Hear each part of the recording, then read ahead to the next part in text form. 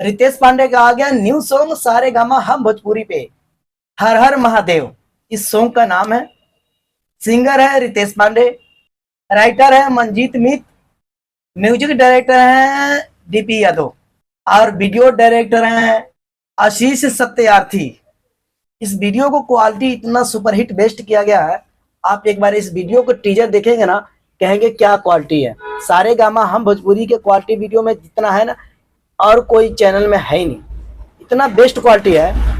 अगर आप लोगों को बताऊंगा तभी कम पड़ जाएगा। एक बार इस वीडियो को जाकर देखें, बहुत सुपरहिट भाई, बहुत सुपर। एक बार वीडियो देखिए।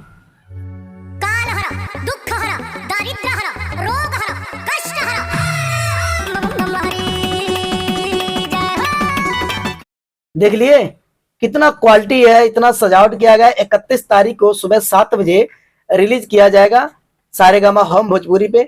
देखना ना भूले, कोशिश करिएगा लाइक और शेयर इस वीडियो करें, नंबर 1 ट्रेंडिंग पे जा सके। ठीक है, आशा ना विश्वास करता हूँ आप लोग इस वीडियो को ज्यादा प्यार दे और दुलार दे।